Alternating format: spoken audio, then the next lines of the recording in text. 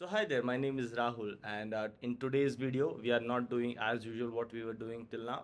So today we are building model, okay, linear regression model, Seoul Bike Count Prediction, okay. Now in that we will be doing various steps, various different methods, like so मैं लिख के लाया हूँ, like from importing date time, converting date column to a date time format, and from that date column we are extracting some more features like weekend, weekdays, like days, month, year, we are extracting from that. Second is dimensionality reduction and feature selection. मैं आपको timings दिखा रहा हूँ सामने, alright, सो आप click करके देख सकते हो, एंड डिस्क्रिप्शन में भी मिल जाएगा आपको. And then we are doing one hot encoding. Now what do you mean by one hot encoding, आप वीडियो में देखना, I have explained you perfectly well. Alright, and then we have started model building after that. Alright, we have started model building. Model building में we have built linear regression, decision tree regressor and random forest regressor. ऑलराइट, सो इन तीनों से मैंने accuracy find करने की कोशिश की है. And then what we have done is we have tried to improve the accuracy by using k-fold cross validation. Now what do you mean by k-fold cross validation? You'll get to know in the video. Again, we have tried to take care of the outliers, and I have shown you what is the effect of outliers. If you don't treat the outliers, what is the accuracy? If you treat the outlier, what becomes the accuracy? ये भी दिखाया. So if you are a beginner in model building or machine learning, you will understand each and everything. So watch it from start to end. All right, happy watching. Hi there, I'm Rahul Inchal, and you know me making college videos and all. So today I thought of what I was studying. So it's a Seoul Bike Count Prediction using regression models.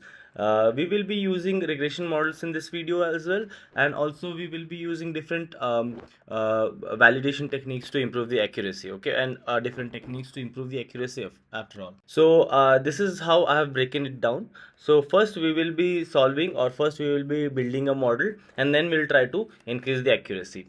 First and foremost thing, so I have already written it down, the code I have written it down, so don't mind it, and the code you will definitely get in the description, okay. मेरे GitHub पे सारी चीज़ें uploaded है. If you want me to check it out, so you can definitely check it out. You just have to go to my GitHub. You have to go to the repositories, and if you scroll down after, like you have, like I have uploaded a lot of different projects. So here it is, right, Soul by Prediction. So in this you will get the updated list, like updated Jupyter notebook, in which I have trained a lot, like I have applied a lot of things onto this in order to get my accuracy really good, okay. So if you scroll down, so if you see, I have done exploratory data analysis, feature selection, everything, I have done everything. So if you see, I have tuned hyperparameter tuning also. So you can see linear regression I'm getting 75 for test training, and for tests I'm getting 76. So no sign of overfit and underfit. So I've got random boost, random forest regressor, and gradient boosting regressor with the score of 99 and 95%. Okay, now this is a very good model, and we are ready. Like after this we were good to deploy this model, okay. So in this I'm not gonna achieve this much of accuracy, but you will be familiarized with the basics, whatever I'm going to tell you, okay. So yeah, first and first most thing, import numpy as np, pandas as pd, seaborn as sns, matplotlib pyplot as plt. I have ignored the warnings, okay. I have run this, and this is so I have loaded my data set from the GitHub again in the same I have CSV. So from here, if you click onto raw, okay, click onto raw, and then if you copy this and you copy this link onto here, which is what I did here, right, okay. And the encoding I have because it was throwing me error, that's why I put my encoding onto Unicode escape and passed it to 0. And you can definitely search on the Stack Overflow as well, or any other website which you like for the errors, okay. Like see, if I don't put this, right, I'll just show you. If I don't put this, it throws me error, okay. It says that UTF-8 codec can't decode byte this okay, invalid start byte. So what do you have to do? You just copy this, okay, and paste it onto the website on the URL link. So you will get to know what error it is, how to rectify the error, okay. So I'll come back to the same part, okay. Now see, you can see, right? You have. Now what do you mean by this? Okay, date, you know, rented bike count is my output dependent variable on dependent on these inputs. Okay, now and these are my input. Okay, independent variables are temperature, humidity, wind speed, visibility, dew point, temperature, solar radiation, rainfall, snowfall, seasons, holiday, functioning day or not. Okay, now this is my output rented bike count. Okay, first what do? I will check for my info. So see, I have my 4 object int 64 4 float 64 6. So you know, for in order for me to build a machine learning, I have to give some input. Now input has to be in a um, hint or float manner, because you know, right, like all the mathematical calculation will happen only onto the numerical data type, that is int or float. Okay, so yeah, first the column is date, right? So date is object. So what do? I would want to convert the date, right? So I would want to convert the date. Okay, I have converted the date. Okay, PT to data frame, and then from date column, see, this date column is not going to give me any insight. Okay, or neither it is going to give me any insight, neither it is going to help me build my model. Okay, so what do? I would import some library, one library called as date time. From there I would, what do I want to extract? I would want to extract year, month, day, date, day names. Okay, all those I want to import. So what do? I would import this. I would create, okay, create this, and then I would store it into year, month and day column. Okay, I would run this. So now if I want to check my head, so what am I getting? Day column, that is Thursday, Friday. Monday, month 1, year 2017, functioning day, yes or no. Okay, now these 3 columns I have generated from only one column. Okay, now this I have just did for explaining you this thing, because see, whenever you come across any sales data, at that time when you are doing exploratory data analysis, it's a very good insight to know whether how much sales happened, or how much rental by count happened onto weekends and weekdays. So what did I do? What am I doing is, I am defining a function called weekend, which takes only one parameter x input, that is I am taking it from day column. Okay, so what am I doing? I'm creating a one column called weekend. Okay, in which what it's showing is, if it is a Saturday or Sunday, the weekend is 1. If it is other days, then it is 0, which means I'm making another column which tells me if it was a weekend or not. So weekend I'm considering Saturdays and Sunday. So if x is equal to Saturday, return 1. If x is equal to Sunday, or you can write here like this also, or x is equals to Sunday. Okay, so you return 1. Yeah, return 1, else return 0. Okay, if I run this, okay, I have defined a function. Now this function I would want to apply on a new column, okay, which I am creating. Now df weekend I'm column creating. From day column I am applying this function weekend. Okay, if I run this, you can see. Okay, so let's see what it is showing me. Yeah, so okay, before that, let's see df.head. Okay, yeah, see, weekend, if it's a weekend or not. Okay, so Thursday, you see, Thursday is not a weekend, right? Thursday again, it's not a weekend. So I want to check what are the weekends. So what did I do? I have only taken from weekend, from df I have taken weekend column, and weekend column I'm comparing it to 1, and I've stored it to weekend df. Just wanted to see if what all are the values which is what all are the values which is giving me 1. So see, Saturday 1, Saturday 1, Saturday 1. There must be let me run this again, because I have extracted sample out of it. So if I run this again, it is gonna shuffle itself again. So see, it has shuffled itself. Do we have Sundays? No, I did not get any Sunday. Again, I would want to run. Okay, is it okay? It's not working, guys. It's not working because see, I have not given a good name, right? The spelling is wrong. SUNDAY. So if I run this again and I want to apply it again, I would see head again. And now if I want to check again, so now I must get Sunday. Yeah, see, Sunday 1, Sunday 1, Saturday 1. So it is only throwing me onto weekend column, only throwing me 1 if it is a Sunday or Saturday. For everything else, see, if you run it again and again, only Saturdays and Sundays are 1. everything else is. So so what, let's do df dot sample. Okay, sample, and let me take 10 values. So see, Sunday is 1, Tuesday is 0, Thursday is 0, Saturday is 1 again, Monday is 0, Monday is 0, Saturday is 1, Thursday is 0, Monday is 0, Wednesday is 0. Okay, so I just wanted to tell you, so these all are the things which you have to take out insights. Anyway, these are not going to make a very greater impact on our model building, but once you are doing exploratory data analysis, this becomes very important. Fine. So yeah, let's see value counts. So how many weekends? So 6216 means non-weekend, and 2514, 2544 are the weekend counts, right?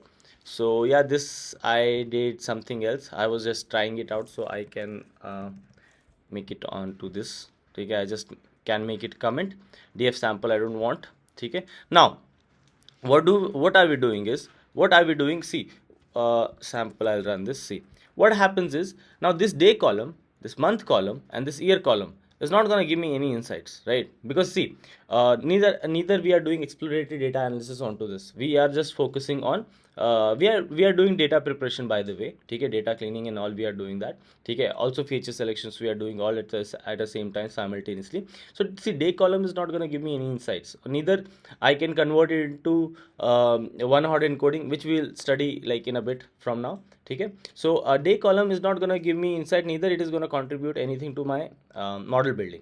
Month column, again, see, machine learning or machine understand numerical values, and the higher the numerical values, the greater the weight it is. This is what it is going to understand. But from our understanding, say for example 10, right? 10 is October, right? October. So October or January, it's the month. They both have same weightage, but what machine will understand, this October is superior than January. That's why we don't feed the month column to the machine learning, right? So that's why we don't do label encoding. Let's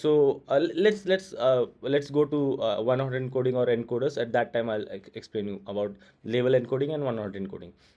So month, day, and year we can drop it, because it's not going to give me any this is going to give me insights, but insights are not going to be helpful for my model creation, right? Once we now in this video we are only majorly focusing on model building, right? So why did I do this is because I wanted to visualize. I wanted to take out all the insights what I can draw from the data.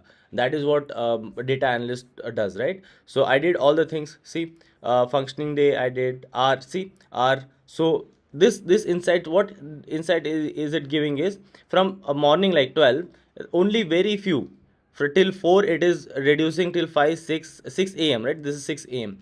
6 a.m it is very few, and it has taken a spike on to 8 o'clock. It's the highest, right, on morning 8 o'clock, because most of the people would want to go to office. For that purpose they are renting the bike, and then it decreases, and then again it increases on to 1800 hours, that is 6 o'clock in the evening. They must want to, they like they must be going for some dinner, or some having fun or something like that. Okay, mall or something like that. So that's why at 6 o'clock the rental count is more. And let me see, what I have taken out. I have created some more columns in order to, yeah, see, weekday weekends. See, weekday weekends ka column. Let me see, weekday, yeah. See, weekday weekends में कितना like how much rental it has happening. So this orange is one, which means weekend hai, right? So see, on weekends people again start having more rented bike more, right? So you can see on the orange graph, orange line, right? So on to 8 o'clock they have less, because they don't want to go to, people don't go to office at the weekends, right? I'm considering this in like people are renting their bikes mostly because they want to go to office, right? So at 8 o'clock, and office most of the time starts at 9 o'clock, so people have to go to they have to leave their house at 8 o'clock, right? So at that time people are making it. But so see, in like after 10 o'clock, because they wake up early, like me, like us, like you guys, right? They wake up early and then they want to go to enjoying their weekends, right? So that's why after 10 o'clock, 11, 12, 1, 2, 3, 4, 5, at that time the rental count has been increased. So this is what a very good insight which we can draw from the weekday column which I have created. Okay, weekday column which I have created, weekend column which I have created from date column. Okay, again date column can also be dropped. Now we are only worried about model building, so date column can also be dropped, which I will drop, and day column will be dropped, weekend column will also be dropped, month column and year column will be dropped. Okay, so now I'm only dropping year, day, date. Okay, and then now if you want to see head, see I have dropped everything. Okay, now checking for null values, I don't have null values again. So month, right? So month, what month is giving me? Why did I do this? Is okay, month. So what did I do? Month I have converted into okay, so I have converted into int64, but then again at the end I will definitely drop it. If I don't drop it, then I would again drop it. Okay, that's not an issue. And then since our month and weekend columns are categorical data, so let's see df.info. So these are our, yeah, so see functioning day, or what is r, right? R is int, month is int, and weekend is int. Okay, let's change the data type of it. Now see, we have to change the, we see what it becomes is, why changing data type to its relevant form is important is because see, I'll tell you, just let's take an example. Okay, suppose I have some a is equals to 1, b is equals to 1. Okay, so what it is going to give me, hold on. So if I do a plus b, so what it is going to give me? 2, right? But if I check type, what was the type of a? Int. And type of b is int again. But what if I do string of 1, if I change the data type of uh, a and b, so what it is going to give me? Now a plus b is going to give me 11, because the data type of a and b is string. So similarly, if you give any other data type which is not relevant to the column, and you feed it to the model, then it is going to be biased, or it is going to be it will throw some like it will not give me that much accuracy which I want. That's why it is very important. It's a good habit to change the data type to its relevant form. All right, so I'll just remove this I did only for a explanation purpose. Okay, yeah. So I've defined the column, or rather I have put it in the for loop, and I have changed the data type to the category. Okay, now if you want to check, see category, and category. Okay, now let me check for the head. So yeah, all good by now. Okay, checking for duplicate, again there is no duplicate value, since we can see column dew point temperature is almost correlated. Okay, let's see our okay, just a second, I have to run. Yeah, now this becomes very important, guys. This is a very important graph. Okay, or a heat map. Okay, this is a heat map of correlation. Now what do you mean by correlation, guys? Correlation is nothing but so with the increase in the first quantity, if the second quantity is also increased, then it is called as highly correlated. And if with the increase in first quantity, second quantity decreases, that is called as negatively correlated. And zero is something which is not correlated. And remember this thing, this hard and fast rule regarding model building is because you don't want to give highly correlated or highly negatively correlated data to the model, because once you do it, the model accuracy will not perform, will start depleting. Remember this thing, -1, 0 and 1.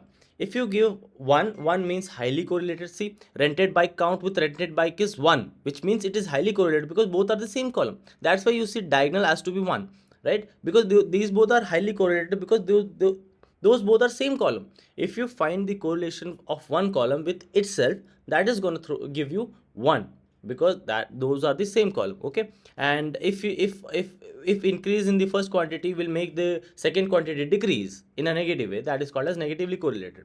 Okay, so you have to take care of multicollinearity. Now this is something called as multicollinearity. Okay, checking the correlation of independent variable with independent variable, and if you come across some independent variable which has a high correlation value with independent variable, then you must drop it. Now this is something called as multicollinearity, because if you don't take care of multicollinearity, then the model will not perform very good. Okay, so that's why now you can see I have given a cool warm C map also, to just to analyze. Okay, now if you see, I have already dropped, just a second. So what did I do is, I've already dropped this, right? So it must have misplaced. So what I'll do, just a second, I'll restart and cell all run all above, so that I will show you. Yeah, see, this dew point temperature is 91. So do one thing, multiply, like in your head, multiply everything, every values with 100. Okay, so see, if you multiply this with 100, so 0.9127 into 100 is 91%. So this is 91, dew point temperature is 91% correlated with temperature, which we don't want. Okay, again, like having 90%, 91 percentage a correlation of two columns as my input, as my independent variable, will serve me no good. That's why we have to drop one of the column out of two. So you can see that dew point with temperature is 91.2. So that's why color coding becomes very important. Okay, so in this point you can definitely see dark blue is like negatively correlated, and moderate blues are zeros, and this what this cream color is like zero, like half you can say, like 0.5, 0.5, 0.3, which means like 50%, 30%. Okay, so that's why I have to drop the dew point, right? That's why I did that. So what I'll do, I'll paste it here. Okay, so that it is,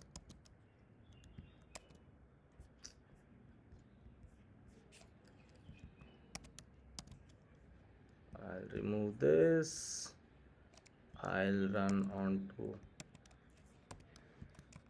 yeah. Now, so yeah, I have not renamed, right? So yeah, I've renamed everything, and then I will drop this. Now if you see it, I've dropped that successfully.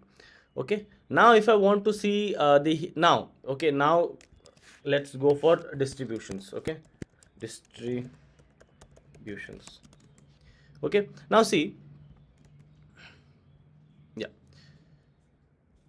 now see, I'm trying to see the distribution. Now see, what happens is, if your data is equally spread, okay, if your standard deviation is not so far, if your data is not skewed positively, very highly positively skewed or negatively skewed, if it is so, if your data is following normal distribution, then remember that your model is going to give you good accuracy. And one major thing is, if your output column, that is dependent column, is biased, or it is skewed, or it is left skewed or right skewed or positively skewed or negatively skewed, then it is going to give you less accuracy than the column which, like, then in if in a case, if it has a very good distribution. Okay, so I have tried to draw the his plot. Okay, this plot, sorry, take a disk plot. And this you can see heat map. What did I do is, heat map is because, from heat map, because see, I have created one new data frame itself, which excludes data object or object data type. Now what did I exclude is this, because what happens is, see, mathematical calculations only happens to those columns which has numerical values, right? So only if numerical values are there, then only it is going to do calculation. So object data types are, see, object data types are what? Season, holiday, functioning day. Okay, these are the object data types which cannot be calculated, right? So that's why I have created one new data frame called heat map, in which I have selected only those data type which is not of object data type. Okay, and then I have created a data correlation map of that. Now similarly, from that heat map, what am I going to do? I am creating a KDE plot. Okay, KDE plot and disk plot. So see, it is, see what it now, this is my rented bike count, this is my output. Okay, see how it is positively skewed. Okay, how it is positively skewed. And also you can see some part of it, it has a very huge outliers also, right? We have to take care of this outlier, because if you ask me, one thing which is highly affects the model performance is outliers. Because if you don't take care of your outliers, your model is never gonna be performing good. Okay, now these are my entire different plots. Okay, yeah, so uh, see, now what did I do is, this plot, I have taken the mean is in magenta color. Okay, magenta color, my mean is this pink, and black is my median. okay, which means that my mean and median, see, median is not affected by outliers, but mean is highly affected by outliers, okay. So that's why we have to take care of. Now this is a graph which is which shows me what is the mean and median, okay. So what we will do is, again, see, I have drawn a box plot. See, for the outliers, see, there is a lot of outliers which is present over there, okay, for that. And if I want to see the skewness, see, it is 1.15 skewness. It's a huge skewness, okay. Now if you again want to draw the this plot of it, so I'll just plt dot show. Yeah, see, it is again, that's the same graph, okay. Yeah, okay, this is now we'll definitely take care of the outliers. I just want to I just want you to realize how good the model accurately performs once you take care of the outliers and once you don't take care of the outliers. Now see, I have not taken care of the outliers. I want you to see how the accuracy performs, and then once we'll take care of the outliers after we all build the model, and then I'll come again here, and then we'll build the we'll take care of the outliers, and then we'll check the performance, how well it is performing, okay. This is a tried and tested proof which you are going to see in a bit, okay. Just be there with me, guys, okay. So yeah, I've tried to find the quartiles, percentile, okay, percentile, and then I've tried to again remove the outliers using the IQR method, okay. If you see, upper limit is 2376. So what I was thinking was, before, you can also remove your outliers like this, okay, but I've showed it. I'm not removing outliers like this. I have better method which I will show in the last, okay, because I want you to see how accuracy improves by taking care of the outliers, okay. Don't worry about this. I've just taken it, okay. Yeah, this again, this. Now we come to one hot encoding, guys, okay. One hot encoding, how it is beneficial is, see, I'll tell you. It is necessary step which we have to do, because see, seasons, we have winter, autumn. So let's see how many different unique values are there in the seasons, okay. Dot unique. See, winter, spring, summer, autumn. There are 4 different kind of seasons are there, which we will convert into one hot encoding. If you see one hot encoding, how does it look is one hot encoding. See, this is what it is going to do, okay. This is what it's going to do. What happens is, see, ID, this is not like, you don't worry about this color, red, blue, green, blue, okay. Now machine only understand one numerical value. So what one hot encoding does is, the like how many see, there how many unique values are there, 4. So it is going to create 4 new columns, okay.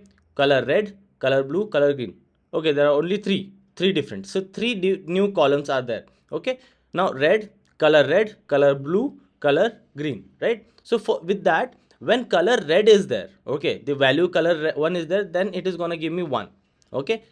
The other blue and green is going to be 0, okay. Similarly with blue, color blue is going to be 1, 0, 0 for the other 2, and when it is green, this 1, the other 2 is going to be 0, okay. Now this is called as one hot encoding, okay. Don't worry, it also gives me boolean values, okay. So this is what I did for seasons, holiday. So if you want to check me holidays, how many unique values are there. So see, no holiday and holiday, and what else, nothing else, right. To seasons, holiday, functioning day. Where is functioning day? Functioning day is yes or no, right? Only yes or no. You can yes or no, okay. So what did I do? I did one hot encoding for season column, holiday column, functioning day, okay. So I did. Now see, it is created category autumn, category spring. So see, I would, let me seasons, right. Okay, SESONS, what would SESONS, what is wrong with me? What is wrong with seasons? Okay. See, one more problem. The thing is, once I do one hot encoding, guys, what happens is, see, in this has dropped the column also. When you do one hot encoding, right. So it will, this color column is gonna be divided into 3. So the color column will be dropped. So that's why you are seeing That's why you're seeing the the key error. Whenever you come across key error, that means you are the machine is not able to find this column, what you are searching for. That's why if you see there is no season column. Okay, there is no season column. Okay, so that's why I'll not run this. Okay. Yeah. So now see, category autumn is created, category spring is created, category summer is created, category winter.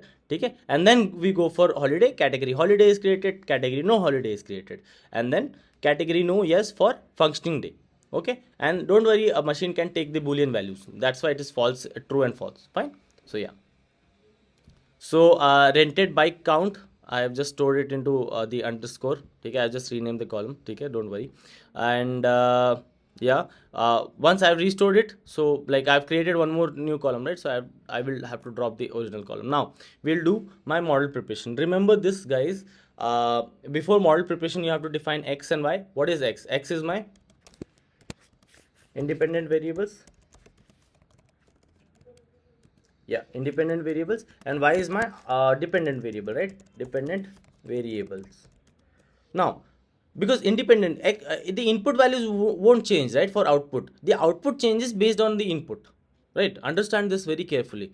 Input values won't change for itself or won't change for anyone else, but output value changes if input values changes, right? So that's why you have to define. Now with the x are the inputs, only inputs. That's why I've dropped the output column from the entire df. I'm left with only input values, and for y is my output, so that's why df rented by count. Okay, now if I see x, or rather I did not run this. Yeah, see now 0. Okay, 0 minus 5.2 true and false. Okay, and these are my y. Okay, y is my output. Okay, 254, 204 and all. And then next it comes to splitting the data. Now from a model selection, I will import train test split. I will create two different data set. One is training data, and another one is testing data. Training data consists of, say, what's if I'm giving test size as 30%, then training size becomes 70%. Okay, now I will train my model from the training data, and I will test the accuracy by feeding the model x test, and then I will predict some output, and then I will compare that output which model has created with the original y test. Okay, which we'll see. Okay, and then I have given random state as 0. Okay, you can change this after to perform to get the good accuracy. Okay, if you want to say x train shape 6132, and if you want to say x test shape, this is 2628. Okay, now next we come for standard scalar, which means we have to scale the input, right? See, now why do we do scaling, guys? See, what happens is internally what regression models uses is gradient descent. So like internally they use gradient descent. Now the main goal is to come to the global minima. Okay, the main aim is to come to the global minima. Now to come to global minima, we have to make sure that all the units should be on the same scale, right? That is what it is, right? We have to get into same scale in order to get the good accuracy. Now because of the conversion, now because of this, the conversions will happen very smoothly. Because of standard scalar, the conversions will happen very smoothly. Fine, so that is why we do standard scalar. Now what are we doing here is from scalar dot preprocessing import standard scalar. Okay, I have stored it in scalar. Now remember this line. This is a very what do you say, in interview question. I am only fitting and transforming my train data. I am not fitting and transforming my test data. Why am I doing it so? Is because I don't want my test data to know what I am doing on my training data. See, I'm only doing fit transform to my train data because I'm training my model with the training set, right? I'm training my model with the training set. I am not training my model with my test date. So what I would train is I would fit my model, fit and transfer, and then fit my model onto my training data, right? And then a test, I'm just transforming it, because both I am also like, see, training data and test data both has to be transformed, because if you don't transform the train data, and or rather if you don't transform your test data, only transform the extend data, and then you give the input as x test without transforming, then again it's like those both are not in the same scale. Again the accuracy is going to be hampered. Okay, so I've run this. right? Now I can take care of the linear regression, right? Linear regression, right? I would want to run this here, training my model from here, right? I'm fitting my model onto the linear regression, right? I've fit my model. Now I want to check my accuracy, like how good my model is predicting. So I would predict by giving input as x test data, and I'm storing it into y pred. Remember that I already has my x test data, right? So I predicted it. Now I want to check my scores, right? So I want to check 54 and 55%. This is not a very good model. Okay, now if I want to check my coefficients, how much is the weightage of this? Okay, now this with a similar approach, I would do decision tree algorithms. I would predict, and I would, or rather I would see train this. You might want to come across this, right? Training score, because decision tree, what happens is it's a tree like structure, right? So it learns everything. So again, if I feed the same training data from which it has learned, so consider this like an example. If I teach a student 2 plus 2 and I ask the same question 2 plus 2 in the exam, he's gonna give me 4 every time. Or if I train my, or if I teach my student the same thing which I'm going to give him in the examination, so both the results are going to be same. That's why it is giving me 100%, which is not a very good model. Okay, again, so in order to overfit this, we go for k-fold validation. Okay, cross validation score, which we'll see. Okay, and then we'll having a random forest. Okay, again I'll do the same thing. Random forest will take some time to predict, don't worry. Yeah, see, it is performing good, but it's a overfit model. Again, it's a overfit model because 98% is training. So it has learned a lot from the training data, right? It has learned a lot from the training data, but it is not performing on the test data. It is Let us consider this with an example. If I teach my student 2 plus 2, and I 2 plus 2, he remembers 4 is the answer, but he has learned that 4 as an answer.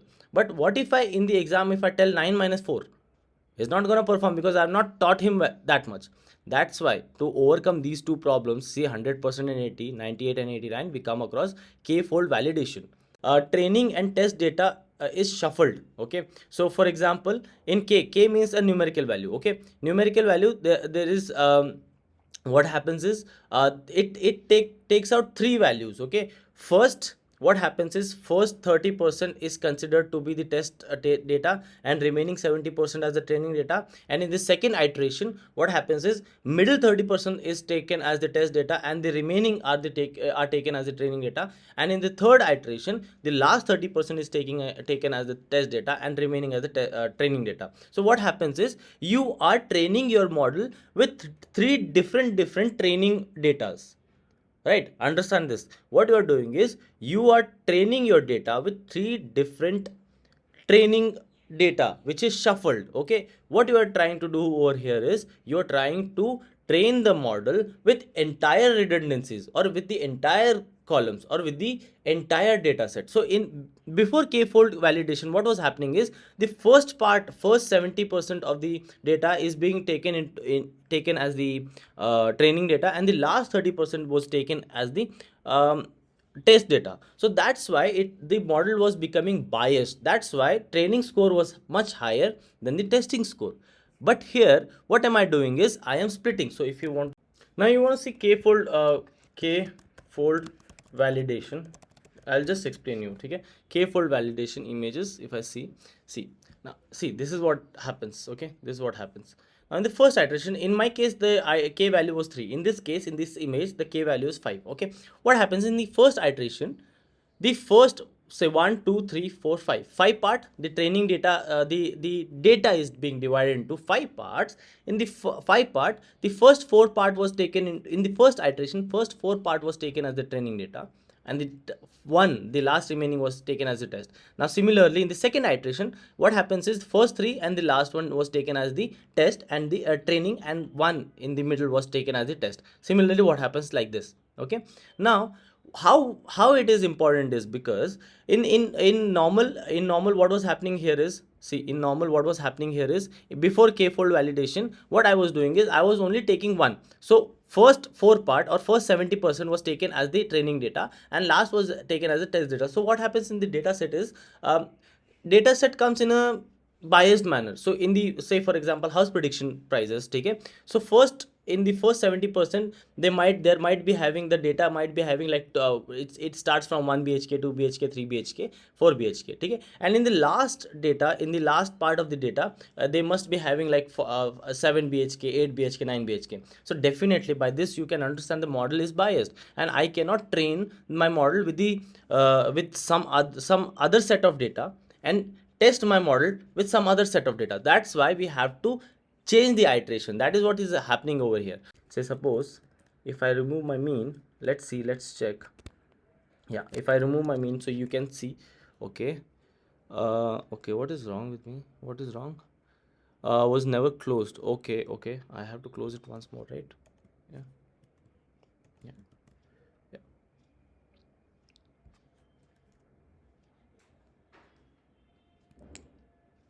Yeah, see, I am getting, what am I getting? I am 79, 74, 77, 76, 80, right? See, I am getting 5. Or this time, what this model has taken five iterations. So it's okay, it doesn't matter. In the first iteration, it has given me 74%. What is this?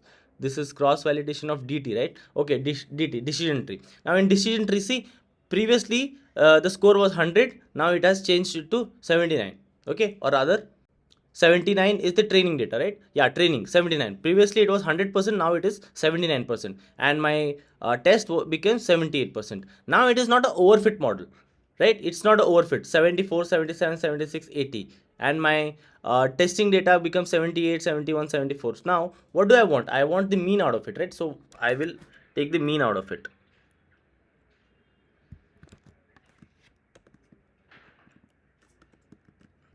Yeah, see, 78 and 73. Similarly, if I do it with my linear regression, see, 54 and 55, it's not changing much. And again, RF is going to take some time because it runs a lot of iteration behind, because training RF becomes a little tricky. Take a see, 89 percentage, and testing becomes 85.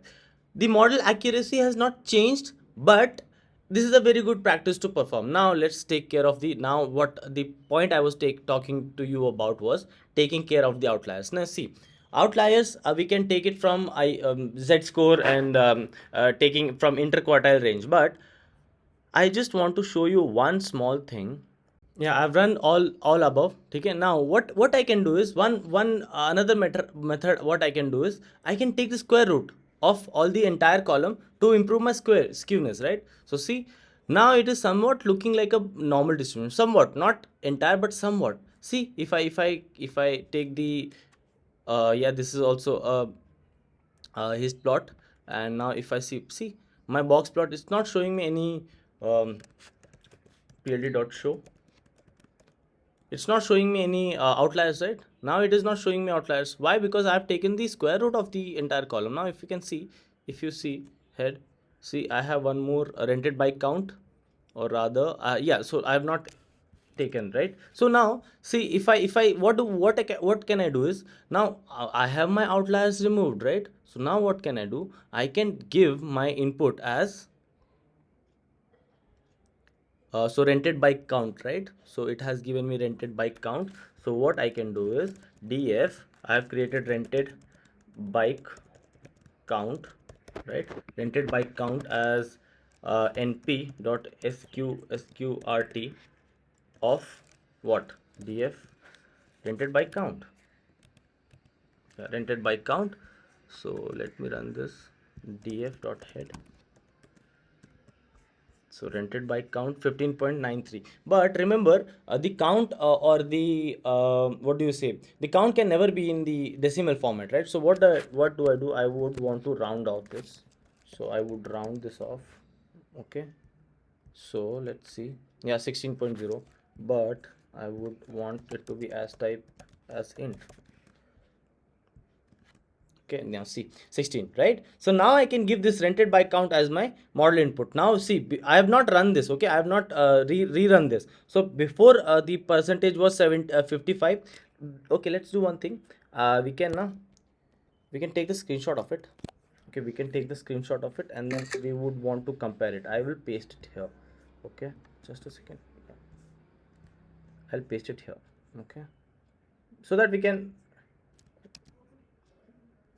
I zoom? Yeah, I can zoom. Yeah. So let's see, now run this, run the entire thing again, Now because see, now the input what am I giving is the square root of see input, what I have changed, yeah, I have changed the input, right? I have changed the output, sorry, not the input, I have changed the output to the square root of it. So let's rerun all the thing. Meantime I can open one more slides, Google Slides, blank slide. Yes, I'll copy this to here. I don't want anything. Got it, man, got it. Yeah, just I'll make this size bigger. Yeah, it's good. Did I run? Yeah. Okay, it is okay. What's wrong? Rented bike count. Okay, I have dropped it here itself. So what do? I'll just, yeah, I'll rerun all my thing. Okay, let's see how it performs now. This is the time for which we have worked so hard from past 1 hour. See, 99.99, 99.99. It is giving me very great score. Again, it's a very good score, right? Again, it's a very good score. 99.96 and 99. This is so good model now, right? This is so good model. Now it is performing on every entire thing. Linear regression is also performing very good. Everything is performing very good. Okay, so if it is performing everything is very good, then there must be something fishy. What did we do wrong? What did we do wrong? Anything wrong? No, but the model is performing really good. If you think I've done something wrong over here, then I would want you to tell me if what wrong did I do. Did I, okay, I did not drop. Okay, I did not drop. That's why it's giving me so too good, like this model has become too good to be true, right? So I have to drop what I, because see, rented bike count I have not dropped it, right? So I have to drop, right? So okay, drop is df dot drop. What is my column? Rented bike count. Rented bike count. Axis 1. Axis 1. So I would want to df is equals to, I would run this. Now I would run all over again. Kernel restart and run all. Because 99.99% cannot happen, because no model can give you that much of accuracy. That shouldn't happen. What we are worried about, yeah, this is what we wanted, right? See now score, what happened? 64 65 for linear regression. What previously it was 55, right? It was 55 55.5 54 and 55. Now it has become what, it has taken like 10 percentage of jump. Okay, similarly for this is the decision tree. Okay, let's keep it in the same format as we had done the same thing. Okay, yeah, run this again.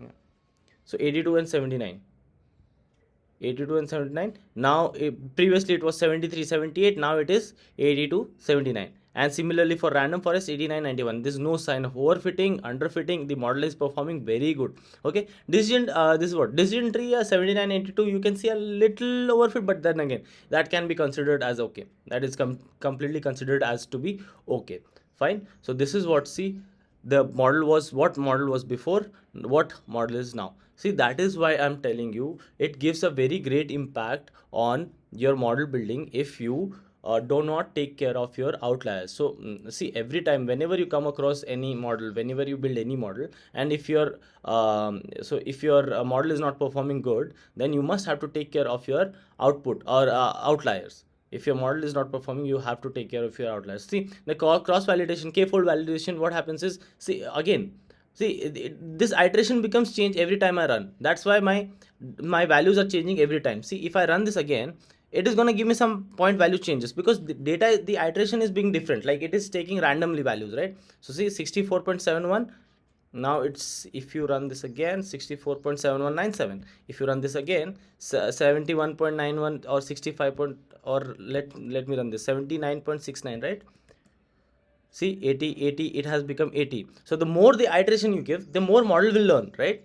So if you run this again, the random forest, so it is going to give you better accuracy. very minute, but it is going to give you better accuracy than before. Okay, so this is what it is from today's thing, guys. So what we have learned till now, we have taken care of the outliers, we have taken care of the data points, we have data types, we have taken care of the output variable, which how we can reduce the outliers by seeing the distributions.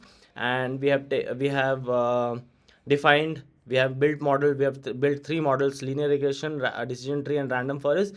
By seeing this, random forest is giving me very good accuracy with no overfit, with no underfit, right? No sign of multicollinearity, nothing. The model is really good, and we can definitely go to go for the like we can definitely go ahead with this, right?